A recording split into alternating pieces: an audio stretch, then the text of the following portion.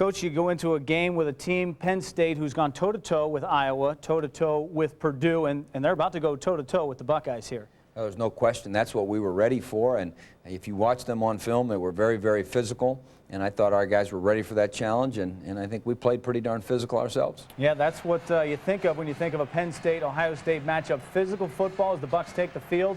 Just a tick under 105,000 on this day at the Horseshoe. And, well, you got a special rousing attention from this guy, Randy Gradishar. Randy Gradishar is special. We thought since we were playing what some people call linebacker U, we would have our linebackers. And Chris Spielman did the honors for our Friday night meeting, and Randy Gradishar this Saturday morning. And then our linebackers that are wearing the scarlet and gray now went to work.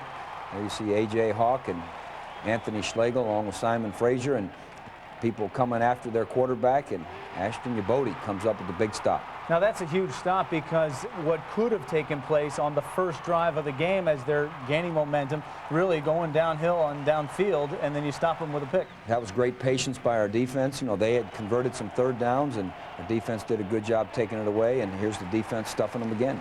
A.J. Hawk again stops for no gain. Then you go to the punt game. Most important play here when you're on the receiving end. A lot of things can happen. Well, good job blocking there. Ashton Yebote and Santonio Holmes made the key plays, and then the other guys just kind of stayed out of the way and kept their blocks high, and Teddy Ginn did the rest. And I tell you what, with Santonio and Teddy back there and the belief that those blockers have in them, it's a great weapon for us. Well, they help each other back there as well, and certainly when Ted Ginn breaks into the field, you can win with Ginn. Michael Robinson back to pass and scared out. Great job by Mike Kudla. Mike Kudla, good job. Joel Penton, you saw Bobby Carpenter out there, and that Mike Robinson's a good football player. He can certainly keep the play alive, but here defensively, the Silver Bullets step up, first touchdown of the year. I tell you what, Tyler Everett's a smart football player, and he diagnosed that jailbreak screen and cut up in there, and you talk about a huge play. Well, he also said afterward that a lineman was supposed to get him, and he eluded that one, took the pick six the other way, back on D. Good play against the option. Bobby Carpenter had the quarterback, Anthony Schlegel the pitch, and we got it done, and here they're throwing it up. Good job.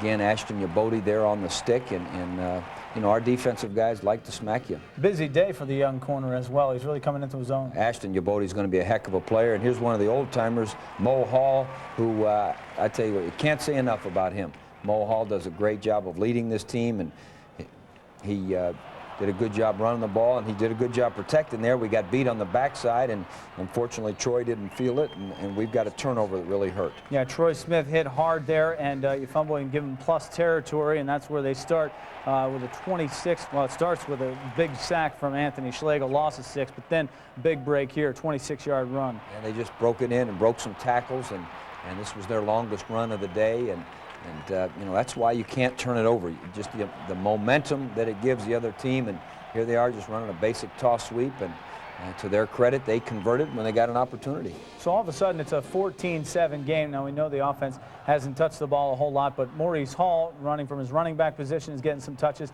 and then he sets the all-time career yardage record on kickoff returns and gives you a spark at the same time. You know, he really... What can you say? You know, no one has ever returned for more kickoff return yards than Mo, and he hits it straight ahead, and he's got no fear, and those guys are so proud of him. They want to block for him, and that was just great to see. Absolutely, and it gives you plus yardage to start this drive. Ted Ginn grabs it for a first down. Well, it was a good conversion there.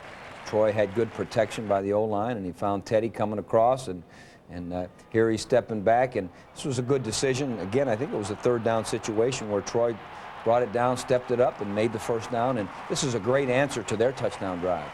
Well, it absolutely is when it's capped by Brandon Joe. You talk about first. I mean, your senior leader here, first career touchdown. And I thought Brandon had a better practice week than he's had. I think he's a little healthier, and it's good to ball here to start the second half.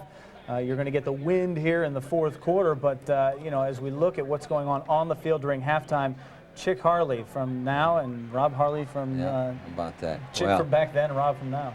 You know, I think the old-timers have a better appreciation than we do, but Chick Harley is the reason that the Horseshoe was built, and Rob Harley, his great grandnephew, unfortunately was injured in the game, and here you see Troy Smith starting off the second half. We felt like we needed to seize control of the tempo of the game in the second half, and maybe even go down and get ourselves a touchdown. Here you see the nice reverse, and we're going to be down there inside almost to the 10-yard line, but unfortunately, mistakes. We can't have mistakes, and we happen to have one there. Well, you find a way to get the ball in his hands, too. Well, we need to find more ways, and here you see Antonio Pittman, who's going to end up being a good back, and Troy makes a good decision here. He's got no one open, so he steps up,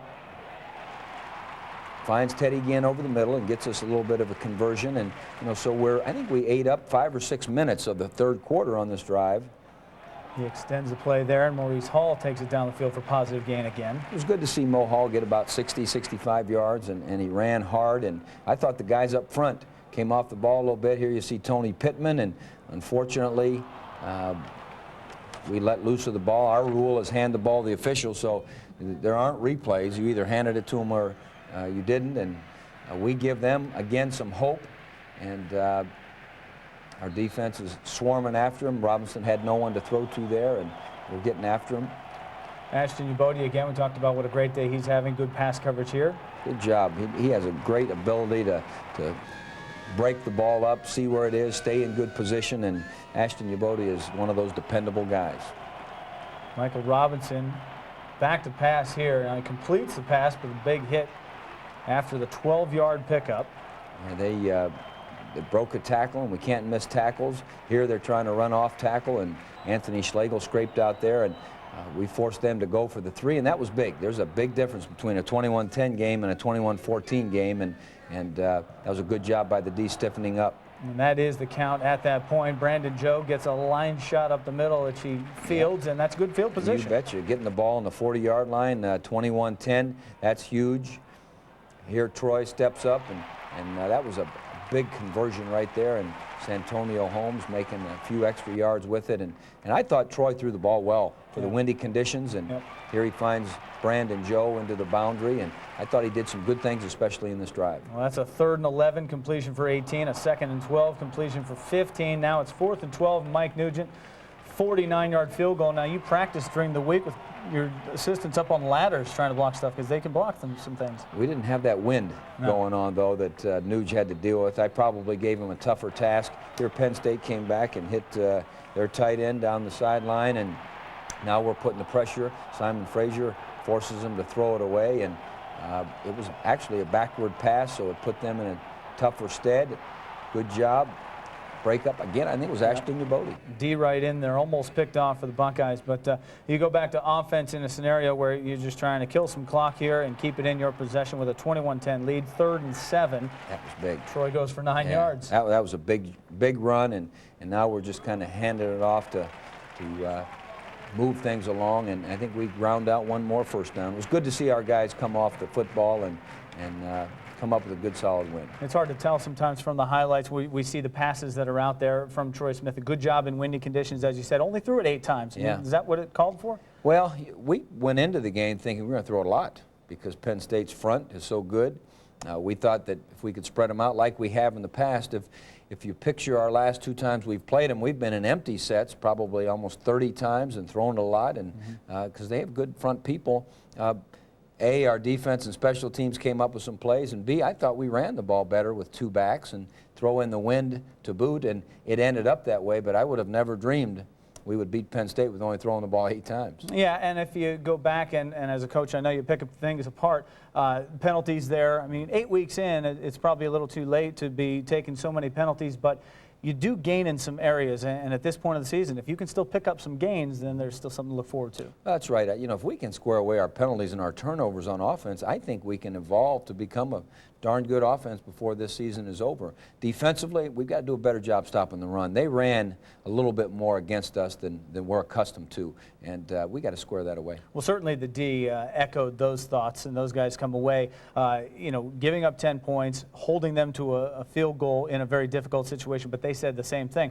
The run was just too much, and they know that. And we can't have that if we're going to be thought of as one of the top defenses in the conference, and our guys will go to work on it. All right, we'll be back to wrap things up, but not until we hear from one of your seniors. This week's Buckeye Profile comes our way from Bam Childress. We're back.